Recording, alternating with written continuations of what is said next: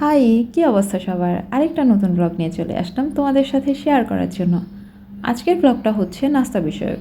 আসলে অনেক দিন ধরে আমি আর মা ভাবছিলাম যে একদিন একটু বাইরে নাস্তা করা দরকার। যেহেতু আমার সকালবেলা বেশিরভাগ অফিস থাকে, তাই খুব তাড়াতাড়ি বের হয়ে যেতে হয়। আর যেদিন দুপুরে বা বিকেলে অফিস থাকে, সেদিন আসলে একটু দেরি করে ঘুম থেকে উঠি। সব কিছু মিলিয়ে বারবার প্ল্যান করেও সকালে আর নাস্তা করা হচ্ছিল না। কিন্তু আজকে আমার অফিস বিকেলে, আর সকালে আমার একটা ইমার্জেন্সি কাজ ছিল, তাই ভাবলাম যেহেতু সকাল সকাল ঘুম থেকে উঠতেই হবে, তাহলে কাজটা করতে যাওয়ার আগে আমি বরং নাস্তাটা সেরে ফেলি বাইরে কোথাও। তাই মা আর আমি চলে গেলাম। আর এই রাস্তাটা তোমরা যারা মৌচাকের দিকে থাকো তারা সবাই চিনতে পেরেছো। কোন হোটেলে যাচ্ছি সেটাও হয়তো অনেকের পরিচিত। প্রথমে হোটেলে গিয়েই দেখলাম যে নিচের ফ্লোরটা একদম মানুষে ভরপুর, তাই তারা বললো যে সেকেন্ড ফ্লোর খালি আছে, সেখানে গেলে ভালো হয়। তাই চলে গেলাম সেখানে। আর এই হচ্ছে সেই হোটেল। ভালোই নিরিবিলি ছিল, অল্প কিছু মানুষ ছিল। তো আমরা আমাদের খাবারের অর্ডারটা দিয়ে ওয়েট করছিলাম।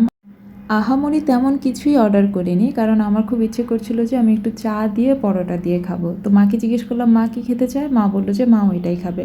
তাই আমরা অর্ডার দিয়েছিলাম 2 কাপ চা, একটা পাতলা রুটি, আর হচ্ছে 2টো পরোটা। দুজনেই খুব মজা করে খেয়েছি। মার তো এত ভালো লেগেছে, পরে মা আমাকে বলল যে কাজ শেষ করে যদি দুপুরে সময় থাকে তাহলে যাওয়ার সময় একেবারে এখান থেকে নাকি দুপুরের খাবারও খেয়ে যাবে।